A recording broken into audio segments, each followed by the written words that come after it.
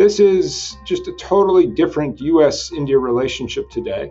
And my great regret is that the Trump administration, through its first 300 days, did significant damage to that strategic relationship. It was only when the price cap came in place that India became such a major buyer of Russian energy. India did so at the time with the strong support of the Biden administration. There has been a loss of trust in some parts of the Indian strategic community because of how these issues have been handled. Indian policymakers can say, okay, let's meet the Trump administration in their own terms on the issues that are important to them.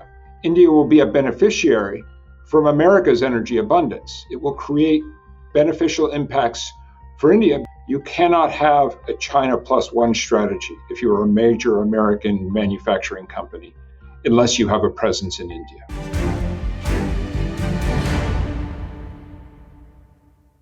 Hello and welcome back to the Hindustan Time podcast. I am your host, Shashank Matu. Over the last couple of weeks, the conversation really between India and the United States has been on the front of energy. We've seen major new sanctions being unveiled against companies like Rosneft and Lukoil, both major Russian companies that India purchases a lot of energy from. At the same time, we've seen Indian state-owned refiners say that they're going to draw down much of their energy relationship with Russia. We're also seeing major energy contracts that have been signed with the United States, with the Union Minister for Petroleum and Natural Gas, Hardeep Puri, announcing a major new contract between India and the United States for the supply of liquefied petroleum gas. So a very interesting set of developments taking place with the United States pushing its own energy exports towards India, also ensuring that India purchases less from Russia. What does that mean for India's energy mix more broadly? What does that mean for the geopolitics of that triangle between India, the United States, and Russia? Joining me to unpack this is someone who has dealt with these issues extremely closely over the last couple of years, Ambassador Geoffrey Pyatt, who is Senior Managing Director of the Energy and Critical Minerals Practice at the McClarty Group. He is also formerly the Assistant Secretary of State for Energy Resources under the Biden administration, also formerly the United States Ambassador to Greece and Ukraine. So someone who knows these issues extremely well. Ambassador Pyatt, welcome to the Hindustan Times podcast. I was just wondering if you could walk us through what we've really seen over the last couple of weeks and months. We've seen Indian companies cut purchases quite dramatically from Russia after purchasing a great deal from Russian companies over the last couple of weeks. We're also now seeing these major new purchases for LPG contracts from the United States. What is the picture at this point in time? So, Shashank, great to be with you. The first thing I would emphasize is that all of us have a huge stake in getting the US-India strategic relationship back on track, including the current disagreements on trade issues. And I do believe that energy is going to be key to unlocking that. The other point I would emphasize to begin with is, remember, until the price cap was put into place in exactly 3 years ago, in December of 2022, India was a marginal purchaser of Russian fossil fuels. It was a small part of India's overall energy mix. Then the amount ballooned, partially by the design that the Biden administration put into place. Signals changed under Trump, and it really feels like things are getting back on a better track today, which we should all welcome. Right. And let's talk a little bit about sort of how we got here, right? Because you were one of the key officials. You were, as I said in my introduction, the Assistant Secretary of State for Energy Resources, and you were extremely closely involved. I remember sitting in on a briefing with you perhaps in 2023 when you were in government about the design of these oil price cap schemes. And the concern from a lot of Indians then, which I'm sure has been articulated to you, is that part of the design of the price cap schemes, which we then saw US officials come to India and articulate, was that as long as India purchased under the price cap, it was all right for India to purchase Russian energy. That, of course, came at a major discount. India purchased a great deal. And then the Trump administration comes in and decides that it wants to take a very different approach and decides almost on a dime that India is going to be a problem child when it comes to its energy policy, then imposes a 25% tariff. Could you speak a little bit about the uncertainty of this policy? You folks in the Biden administration had a particular view. The Trump administration, for the first 6 months of the administration, had a particular view and then changed. And somehow India became a problem when it came to getting Russia to the table and purchasing Russian energy. Could you talk about that? Because it seems for a lot of Indians that the policy has changed radically and often not without too much explanation. I think you've described it exactly right, Shashank. And I take the point that there has been a loss of trust in some parts of the Indian strategic community because of how these issues have been handled. One of the characteristics of the Trump administration, of course, is that policy direction can change on a dime, can change very quickly, and oftentimes not with a lot of explanation. But it is what it is. And I think the good news in that regard is that now you see clear signals from the Indian government in terms of their determination not to litigate the past, but to disengage from Russian energy. I would cite as particularly important the announcement last week by Reliance that they have ceased all Russian energy imports, and that by the 1st of December, there's going to be nothing left in the Reliance pipeline. So that's an important development. Equally important is the announcement that you alluded to at the beginning, which Minister Puri made last week regarding India's decision for the first time to sign a long-term contract on LPG offtake and a volume of imports from the United States equal to 10% of India's annual requirements for a commodity that touches, as I know from 7 years living in Delhi, touches almost every Indian household. So it's really, really important that we're going back to thinking about these issues as a driver of collaboration, as a means of balancing and reinforcing our trade relationship. I think there's even more that can be done in the future. I think looking at the investments that Indian companies like Gas India Limited can make into LNG production here in the United States. And obviously, the LNG sector is a hugely important one for the Trump administration in particular. There will be additional opportunities for India over the short term as you see huge increases in the volume of energy coming onto the global market from companies like Venture Global on our Gulf Coast that has huge expansion coming online. So the market is going to become much deeper. The price will become more competitive. We recognize that India is going to look first and foremost to its neighbors in the Gulf as a supplier because of the price advantage that provides. But we also need to recognize the benefits that come to the bilateral relationship, a critically important bilateral relationship for both countries that comes from deepening our energy commerce. And hopefully last week's announcement from Minister Puri are just the tip of the iceberg. Right. You talked about benefits to the bilateral relationship. One of the key ideas that was floating around about, the announcement of this deal to buy LPG was getting the trade deal done. But I'll just get to that in a second. The question I really wanted to ask was, do you see a bit of a design here in terms of the fact that we've seen the United States, of course, now sign this major energy agreement with India? We're hearing talks about a deal on LNG as well. At the same time, the United States policy has also ensured that Russia is increasingly going to be sidelined and that Indian companies are going to be purchasing less and less from Russia. So, American supply is on the up, Russian supply is on the decline. Was this part of a design for the United States, which is that it wants to position itself much more as a reliable supply for India, even if that means pushing the Russian supply option out of the market?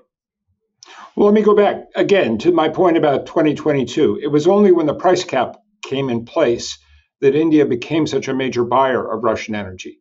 India did so at the time with the strong support of the Biden administration, including officials like myself, but very senior officials as well. The Deputy Secretary of Treasury has spoken about this issue. That policy changed because of our elections, and elections in both of our countries have consequences. But I think the important point which you reinforced is that now we can look at energy as a driver of cooperation in a context where the United States continues to grow very strongly. We're producing more than 13.5 million barrels a day of crude oil, more than the United States has ever done before in history, more than any country has ever done before in history. And at the same time, you're seeing massive growth in LNG volumes. LNG liquefaction capacity in the United States will double before 2030. So you're going to see a much more liquid market. And in that context, I think Indian policymakers like Minister Puri, who I think has played an honest and important role in trying to drive this issue back on the cooperative track that we all want, Indian policymakers can say, okay, let's meet the Trump administration in their own terms on the issues that are important to them. I would Right. also add one other important point, and that relates to sanctions recently imposed on Lukoil and Rosneft, but also clear signals coming from the Congress, from Senator Graham and others, that the United States, that our Congress is determined to move ahead on even more sweeping secondary sanctions on Russian energy as part of our effort to hold Putin account for the invasion of Ukraine and to incentivize him to begin to engage seriously in diplomacy. Right. Ambassador, I'm going to ask you one final question to address. Let me see the jitters that have come up in New Delhi that you acknowledge about how the United States has dealt with this issue, which is that once the United States sanctions were announced on Lukoil and Rosneft, you saw this 8% increase in global Brent crude oil prices. That was projected by some to perhaps impact India's annual oil import expenditure by around $6 to $7 billion. So India was spending $6 to $7 billion more on the purchase of energy, which of course India is never happy to do. Also, at the same time, there was this question of the United States using its financial leverage to push India away from what it considers a strong strategic partner, which is Russia. And of course, that happened at a time when the India-US relationship was already a little frazzled because of what had happened during Operation Sindoor. And as you said, and as you acknowledged rightly, that the policy has changed on a dime. It isn't exactly clear. Could you speak to that concern on the Indian side that for some people, that certainly has been a conversation here in Delhi, that the United States has used its financial power to essentially push the Russians out, increase their own exports, and also in the process, by pushing the Russians out, have jacked up the price of oil. And that is, of course, going to impact India's import bill. So all in all, this is the complaint that a lot of people have made about the Trump administration, which is that, of course, it looks out for its interests, not so much for the interests of India and other partners and allies around the world. Could you address that concern? And then we can move on to another couple of questions that I had.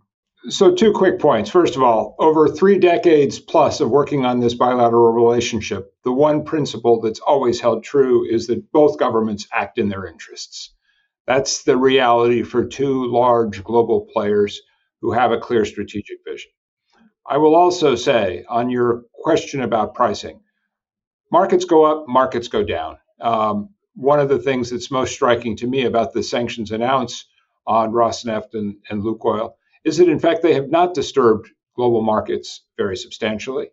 And we also have to bear in mind that Indian companies like Reliance made huge windfall profits off of 3 years of the price cap policy because there were massive volumes of cheap Russian crude that refineries like Jamnagar were able to import, which were processed into other liquids, diesel, avjet, petrol, which are sold into global markets with a global price.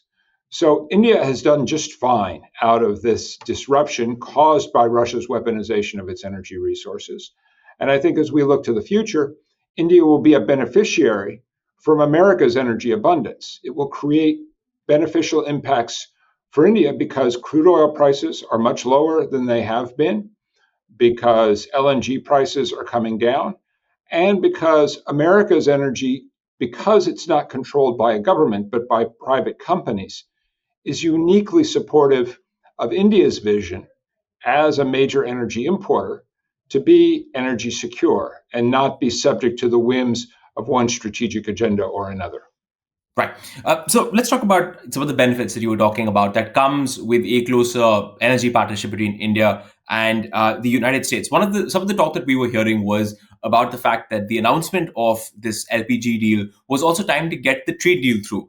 India, one of the major commitments that India made was to rack up purchases of American energy. It's already done that on the crude oil sector. We've talked about this LPG deal, conversations about an LNG deal as well. So the focus is, or the idea is, that these energy purchases will put President Trump in a decent mood, and that will help the India-US trade deal go through.